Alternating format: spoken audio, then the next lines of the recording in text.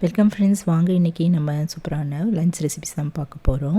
கீரை கூட்டம், கூடவே மாங்காய் பச்சடி, கத்திரிக்காய் வறுவல் இதெல்லாம் செய்திருந்தாங்க. இப்போ இந்த டேஸ்டான இந்த லஞ்ச் ரெசிபிஸ் எப்படி செய்யலான்னு பார்க்கலாம்.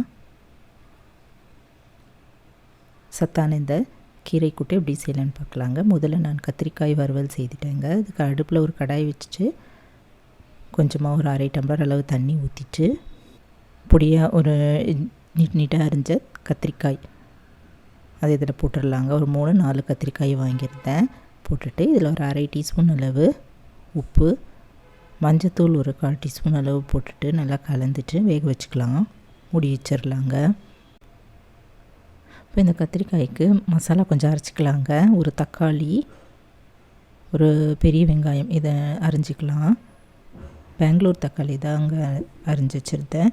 கூடவே ஒரு 1/2 டீஸ்பூன் அளவு சோம்பு இதையும் போட்டுட்டு நம்ம அரைச்சிக்கலாம். நல்லா நைஸாக பேஸ்ட் மாதிரி அரைச்சிக்கலாங்க.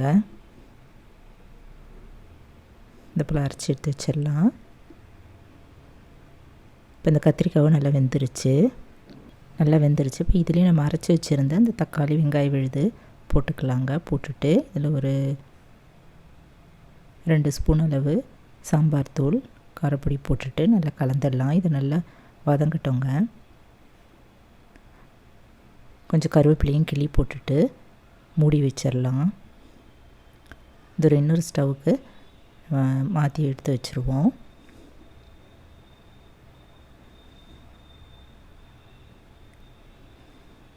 இந்த ஸ்டவ்வில் கீரையை நம்ம வேக வச்சுக்கலாங்க. இப்போது ஒரு கடாயை வச்சுட்டு அதில் ஒரு 1/4 டம்ளர் அளவு தண்ணி ஊற்றிட்டு சிறுக்கீரை வாங்கியிருந்தேங்க. அதனால் கழுவிட்டு அரிஞ்சு வச்சுருந்தேன்.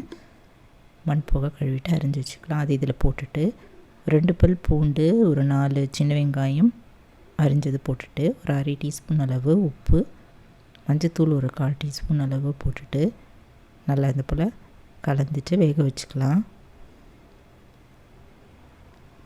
இப்போ இதுக்கு ஒரு 1/4 டம்ளர் அளவு துவரம்பருப்பு குக்கரில் வேக வச்சுருந்தேங்க. தண்ணி ஊற்றி வேக வச்சுருந்தேன். அதையும் நல்லா மத்தில் கடைஞ்சிட்டேன்.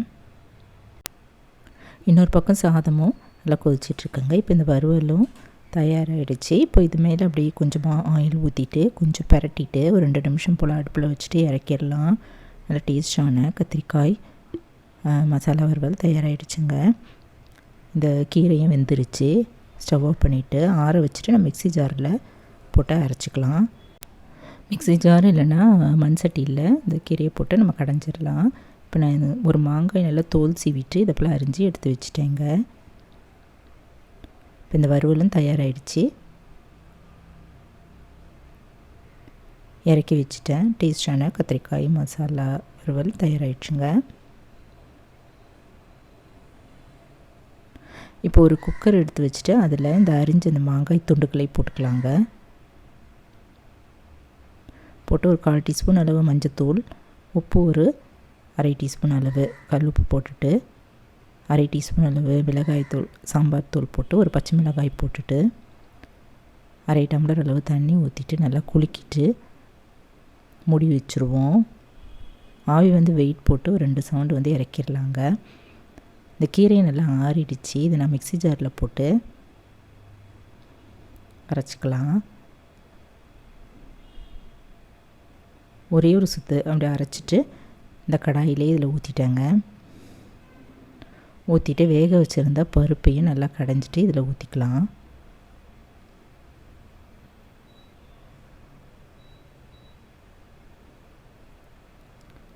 இப்போ இது ஒரு கொதி வரட்டும். நம்ம கொஞ்சமாக இதில் தேங்காயும் திருவி போட்டுடலாங்க.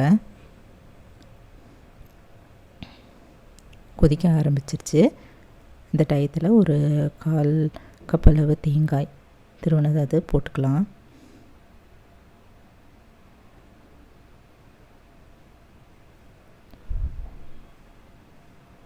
போட்டு இதுவும் ஒரு கொதி வந்ததும் நம்ம இதுக்கு தாளிச்சிட்டு நம்ம இறக்கிற வேண்டியதுதான். கீரை கூட்டு ருசியான சிறுகீரை போட்டு சூப்பரான கூட்டு தயாராகிடுச்சுங்க.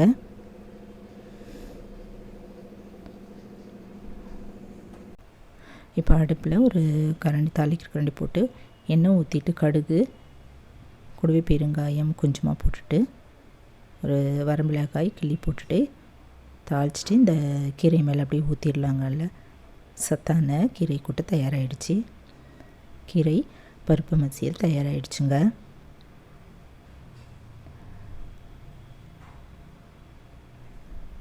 இறக்கி வச்சிடலாம். இப்போ நம்ம வேக வச்சிருந்த மாங்காய் அதுவும் நல்லா வெந்துருச்சுங்க. இது நல்லா கடைஞ்சிட்டு கூடவே இதில் கொஞ்சமாக வெல்லம் சேர்த்துக்கலாம். இந்த மாங்காய்க்கு தேவையான வெல்லம் சேர்த்துக்கலாங்க. சேர்த்துட்டு நல்லா கடைஞ்சிடலாம். புளிப்பாக இருந்தால் நம்ம கொஞ்சம் எக்ஸ்ட்ரா சேர்க்க வேண்டியதாக இருக்குங்க. மீடியமாக இருந்தால் நம்ம அதுக்கு தகுந்தபடி சேர்த்துக்கலாம். இதுலேயும் கொஞ்சமாக தேங்காய் போட்டுட்டு கலந்துட்டு ஒரு கொதி வரட்டவங்க. இதுக்கு தாளித்து போட்டுடலாம்.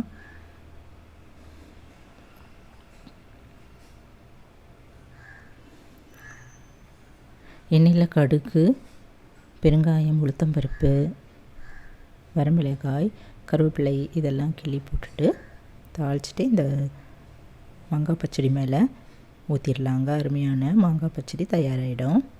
நம்ம எல்லா காய்கறிகளும் இதை போல் அரிஞ்சு எடுத்து வச்சுட்டா டக்குன்னு இந்த போல் வெரைட்டியாக லஞ்சுக்கு ரெசிபீஸில் செய்யலாங்க. மாங்காய் பச்சடி தயாராகிடுச்சுங்க. அவ்வளோதாங்க இன்றைக்கி லஞ்ச் ரெசிபீஸு. சூடான சாதமும் கீரை மசியல், பருப்பு போட்ட கீரை மசியல், கீரை கூட்டு தயாராகிடுச்சு. கூடவே மசாலா, கத்திரிக்காய் மசாலா வறுவல், மேங்கோ பச்சடி.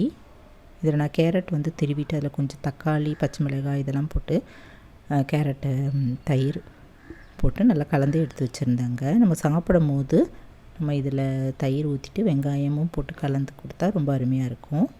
கூடவே தயிரும் நான் வச்சுருந்தேன்.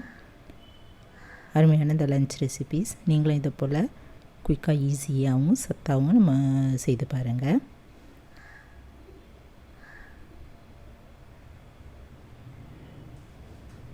இந்த வீடியோ பிடிச்சுன்னா என்னுடைய சேனலான குக்கிங் வித் சித்ரா சேனலை சப்ஸ்கிரைப் பண்ணிக்கோங்க. தேங்க்ஸ் ஃபார் வாட்சிங். நம்ம அடுத்த வீடியோவில் பார்க்கலாம். நன்றி, வணக்கம்.